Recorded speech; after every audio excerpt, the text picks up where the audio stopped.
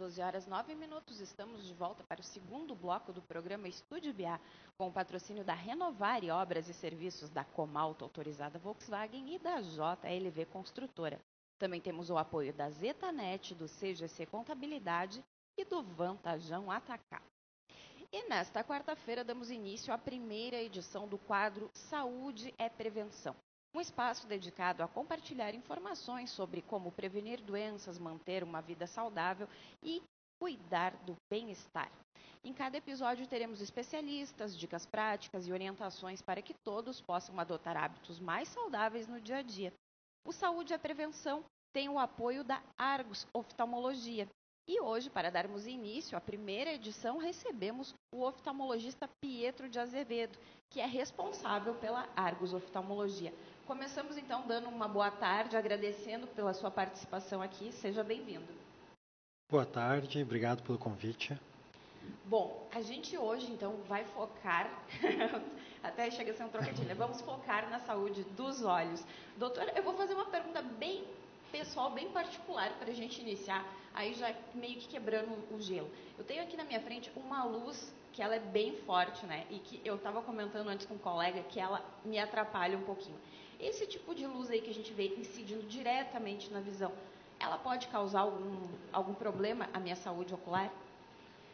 Dessa distância não vai causar nenhum problema. Pode ser desconfortável, mas doença não vai causar. Agora, ficar vendo bem de perto uma luz intensa ou olhar para o sol, aí sim pode causar uma forma de queimadura no fundo do olho, na parte que a gente chama de retina. E pode deixar uma sequela que não dá para recuperar depois. Então, luzes fortes e próximas ou o sol, essa a gente tem que evitar olhar diretamente. Seria o caso das telas, então, como computadores, Não, celulares? luzes mais intensas, como uma lanterna, assim, ou aqueles lasers de pointer, assim, isso sim pode causar dano. Luz de celular, de telas em geral, isso não tem potência suficiente, nem é tão focada para causar dano diretamente ao olho. Mesmo que sejam utilizados por um tempo prolongado? Dano ao olho elas não vão causar, tá? O que pode dar é desconforto pela proximidade, especialmente que a gente usa elas, e porque a gente acaba prestando muita atenção por muito tempo, a gente acaba piscando pouco, e aí o olho vai ficando mais seco. Então pode dar um pouco de fadiga ocular, isso sim. Mas dano físico mesmo, de levar alguma cegueira, alguma coisa nesse sentido, isso não. Vamos falar então sobre os riscos para a saúde ocular que o verão oferece, né? Já que o senhor falou aí em ressecamento, em exposição ao sol, quais são os riscos para a saúde ocular que o verão oferece, se é que há esse tipo de risco? Tem dois principais riscos que estão relacionados ao verão por causa do calor que vem junto com essa estação. O primeiro é justamente essa questão de secar mais os olhos, né? Então, a gente fica num ambiente mais quente, isso pode secar o nosso olho. Para quem não sabe, nosso olho ele tem uma pequena camada de lágrima por cima dele, por isso que ele tem um certo brilho quando a gente olha, e tem que manter essa lágrima ali para manter ele lubrificado, tá? E é isso que deixa ele confortável. Então, quando a gente está num ambiente quente, isso seca mais o nosso olho. Além disso, a gente está mais exposto à luz do sol, tanto porque no verão tem mais sol, e tanto porque a gente faz mais atividades na rua quando a gente tem esse calor para ajudar. Então a gente é mais exposto aos raios ultravioletas. E esses podem causar danos aos olhos. Tá? E a questão de calor e também com o vento, especialmente quando a gente vai para a praia, seca mais os nossos olhos. É recomendado então uma lágrima artificial nesses casos? É uma das opções, né? A primeira coisa é usar algum tipo de barreira. Então, usar óculos, seja escuro ou seja de grau mesmo, ajuda a não pegar tanto o vento, né, na rua, e ajuda a secar menos. Tá? Quando a pessoa já tem o olho seco, aí vai acabar usando algum colírio lubrificante, que são as lágrimas artificiais, para ajudar nos sintomas. E antes do Rafael prosseguir, esses tipos de colírios, eles podem ser comprados na farmácia sem receita médica ou é indicado que quando a pessoa sente que está com o olho um pouco mais ressecado, procure o oftalmo para depois ver o que deve usar, para que este veja, né, o que é necessário usar? Eles podem ser comprados sem receita médica, eles não são considerados medicamentos, tá? Mas na maioria das vezes que um paciente vai até a farmácia e pede um colírio, acaba recebendo um colírio que tem medicamento. Então o melhor é consultar com o oftalmologista para ver primeiro se é esse realmente o motivo do desconforto, e se for, ele vai recomendar a melhor opção de colírio, porque apesar de ser uma classe, um tipo de colírio, esses lubrificantes, tem várias fórmulas diferentes e tem indicações diferentes para cada tipo de olho seco. Doutor, o senhor tocou num ponto muito importante, que é, no caso, a barreira, né? E citaste o exemplo do óculos. É muito comum agora as pessoas irem para a praia e acabar comprando aqueles óculos de 20, 30 reais. Esses óculos, ele vai oferecer a exata proteção que um óculos mais caro ofereceria para o cliente? Esses óculos não são nem um pouco recomendados, tá? Porque na verdade eles acabam não só não protegendo, como eles podem ser piores do que ficar sem nada, tá? Como barreira para o vento, claro, eles vão funcionar, mas como barreira para os raios ultravioletas, não, tá? Então, se a gente usa um óculos escuros, a nossa tendência é que a pupila fique maior por estar um pouco mais escuro, isso deixa entrar mais luz, tá? E como esse óculos escuro não tem um filtro para ultravioleta, ele vai deixar passar mais ultravioleta. Então, tu está tirando uma proteção que tu tinha, que era a pupila fechar na claridade e deixar passar os raios ultravioletas, vai prejudicar mais do que se não usar nada. É como se fosse uma falsa proteção, então. Isso, é pior do que não botar nada, é botar um óculos escuro que não tem um filtro, que são esses de camelô, de beira de praia. Assim. Ainda linkando com essa questão do litoral, do calor, né? A água de piscinas e da praia pode afetar a visão de alguma maneira? Sim, quando a gente entra na água, né, se a gente abrir os olhos dentro da água, essa lágrima que a gente tem por cima do olho vai se diluir na água em que está mergulhado, tá? Mas a lágrima, ela não é só água. 90% é água, mas tem outras coisas ali que mantêm a lubrificação adequada. Então, se tu mergulha de olho aberto, tu dilui e não tem mais a proteção. Então, deixa o olho mais seco quando tu sai, tá? Além disso, no caso da piscina, tem o cloro, na maioria das vezes, né? E na água do mar tem o sal, que são prejudiciais à superfície do olho. No caso de pessoas que têm mais sensibilidade ou que têm algum problema crônico, já os cuidados durante o verão devem ser redobrados? Existe algum cuidado específico?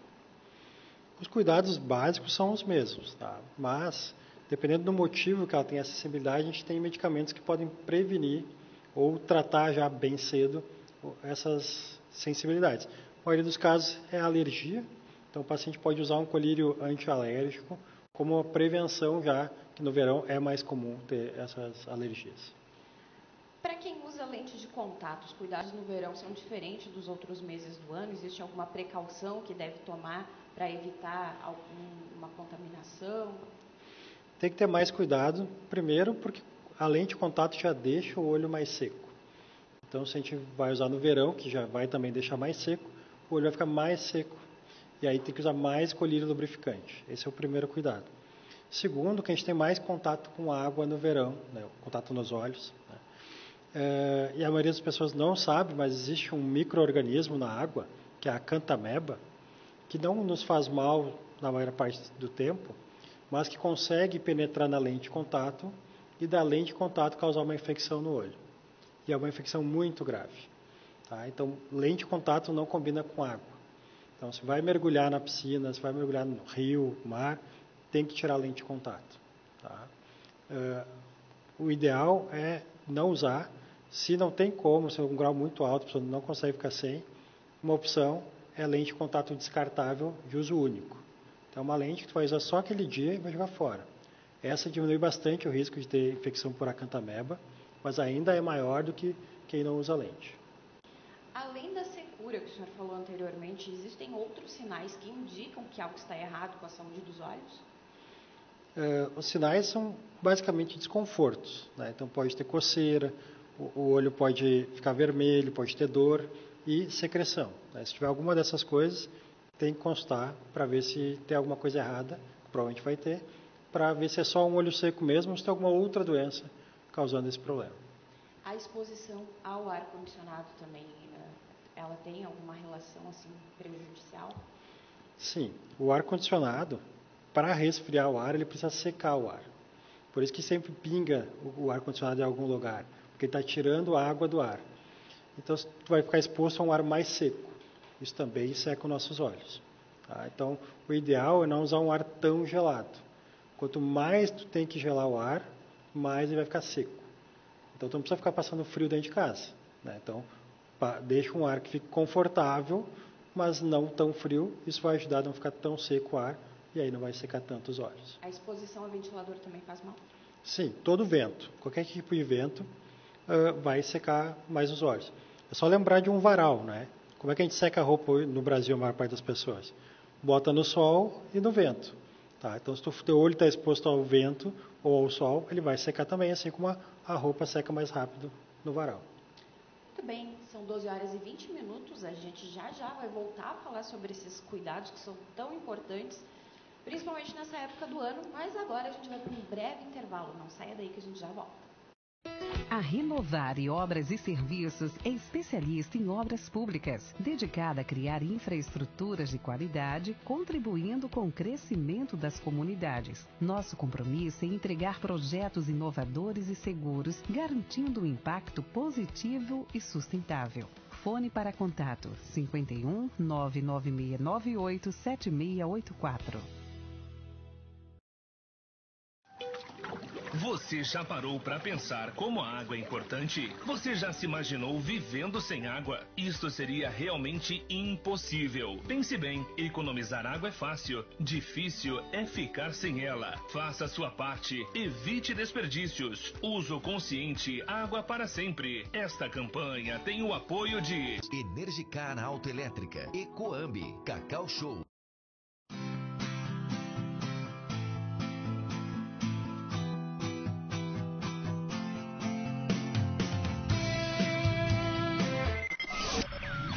No ar, Estúdio IBA. Informação com credibilidade.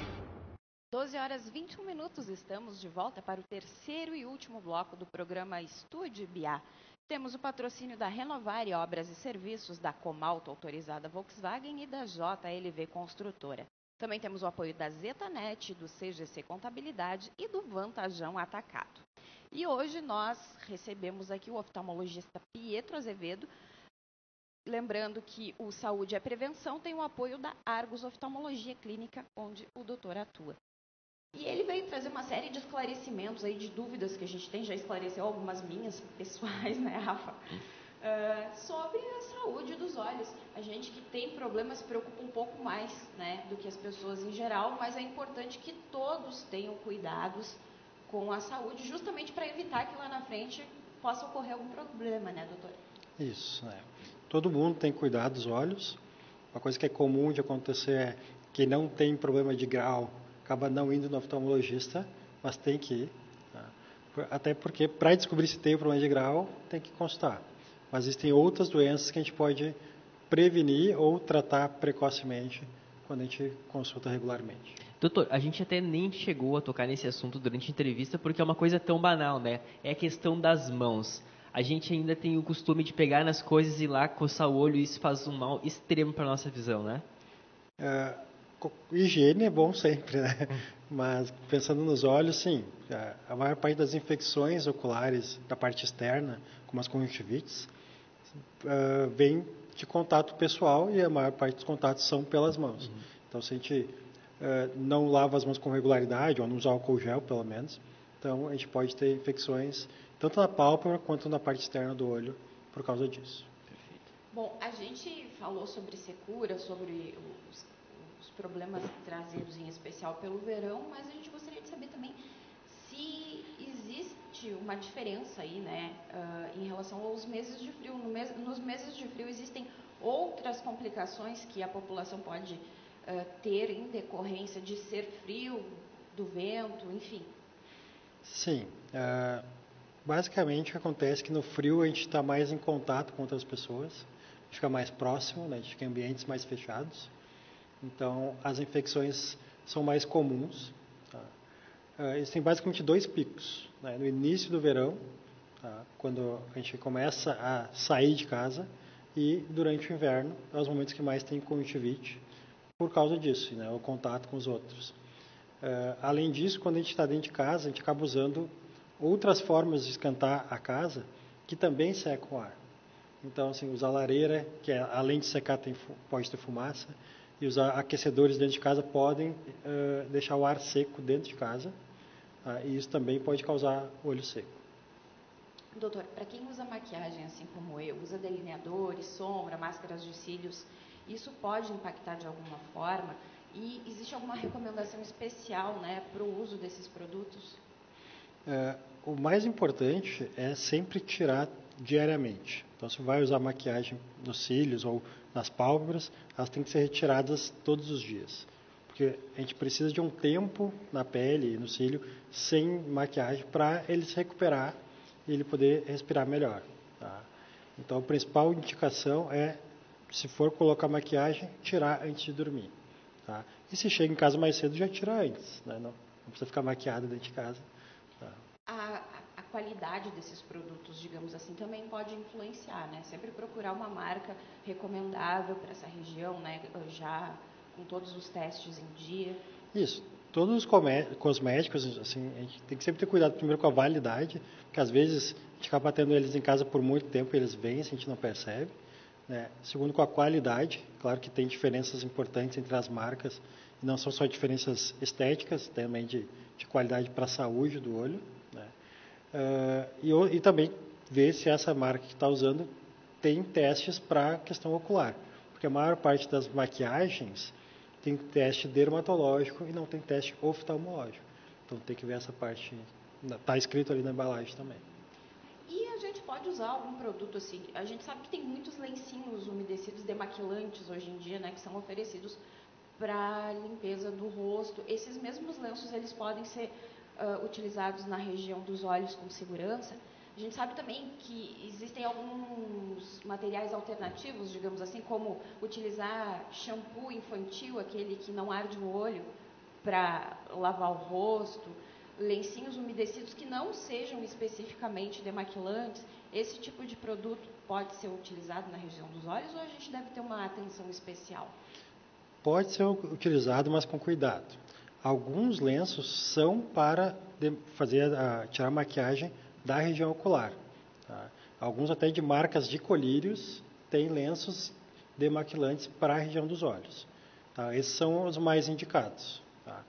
Se não vai usar esse, tem que ter mais cuidado, especialmente na hora que for limpar os cílios ou próximo da borda ali da pálpebra para não atingir o olho. Tá?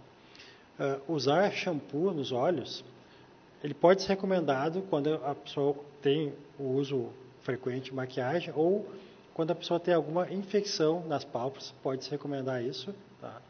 Existem shampoos específicos também para a limpeza dos cílios, que, pensando em saúde do olho, são melhores, tá?